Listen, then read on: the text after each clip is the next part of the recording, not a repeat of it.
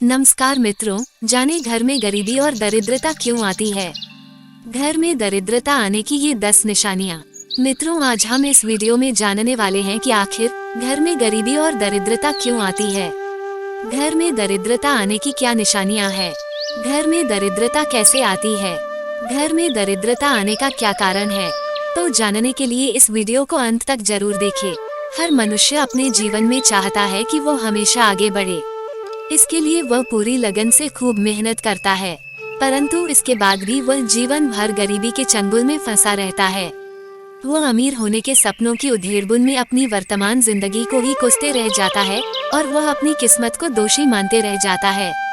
तो आइए मित्रों, इसके पीछे के कारणों पर विस्तार से चर्चा करते हैं। वास्तुशास्त्र एक महत्वपूर्ण विषय है जिस पर ध्यान न देने से माँ लक्ष्मी उस घर से रूठ जाती हैं, जिसके फलस्वरूप गरीबी अपनी जड़ जमा लेती है। सनातन धर्म के 18 पुराणों में से एक गरुड़ पुराण में भगवान विष्णु और गरुड़ के बीच बातचीत का वर्णन है, जिसमें धर्म से जीवन जीने की कला, मृत्यु, अंतिम संस्कार और पुनर्जन्म से संबंधित बातों का जिक्र किया गया है।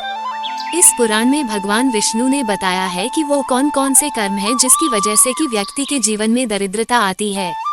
आइए जाने 10 ऐसे कारण जिससे घर में दरिद्रता आती है। पहला कारण है रसोई घर में जूठे बर्तन। अगर हम रात को रसोई घर में जूठे बर्तन रखकर सोते हैं तो हमारे घर में दरिद्रता का वास हो जाता है। इसलिए हमें रात को अपना रसोई घर पूरा साफ सुथरा करके सोना चाहिए और कभी रोटी बनाने के बाद तवा आप उल्टा ना रखें। दूसरा कारण कांटेदार पौधे। जिस घर में कांटेदार पौधे लगे होते हैं वहाँ भी दरिद्रता का वास होता है। यही प्रकार कांटेदार पौधे जैसे कि गुलाब के इत्र आदि पौधों को घर से बाहर लगाना चाहिए। तीसरा कारण है गृह क्लेश। जिस घर में गृह क्लेश रहता है उस घर में भी दरिद्रता का वास होता है। इसलिए घर में लड़ाई झगड़ा नहीं करना चाहिए, हमें आपस में मिलजुल कर रहना चाहिए। चौथा कारण है दीपदान। जिस घर में संध्या के समय अंधेरा रहता है और दीपक नहीं जलता वहाँ पर भी दरिद्रता का वास होता है। शाम को एक बार हमें पूरे घर में प्रकाश करना चाहिए और भगवान का भजन करना चाहिए। पांचवा कारण है सफाई। जिस घर में गंदगी रहती है वहाँ भी दरिद्रता निवास करती है। इसलिए अपने घर में पूर्णतया सफाई रखनी चाहिए और कहीं भी जाले इत्यादि नहीं लगने देने चाहिए। छठा कारण है मैले वस्त्र धारण करना। गरुड़ पुराण के अनुसार जो लोग मैले वस्त्र गंदे कपड़े पहनते हैं वहाँ भी देवी लक्ष्मी उन्हें त्याग देती हैं। इसलिए हमें प्रतिदिन स्नान करके सदैव स्वच्छ वस्त्र धारण करनी चाहिए। स्वच्छ रहने वाले पर महालक्ष्मी की कृपा हमेशा बनी रहती है। सातवां कारण है साफ सुथरा मंदिर ना होना।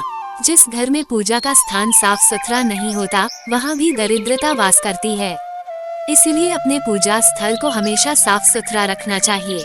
आठवां कारण है सूर्य निकलने के बाद उठना। जो लोग सूर्य निकलने के बाद उठते हैं वहाँ भी दरिद्रता वास करती। इसीलिए हमें प्रातः काल उठना चाहिए, क्योंकि देर से उठने पर माता लक्ष्मी हमसे रूठ जाती हैं। नौवां कारण है सूर्यास्त के समय भोजन। जब सूरज ढलने को हो या कहीं दिन और रात के ठीक बीच का समय तो याद रखें, इस समय कभी भोजन ना करें। साफ कहा जाए तो भोजन या तो 5:30 से पहले करें या फिर 7 बजे के बाद।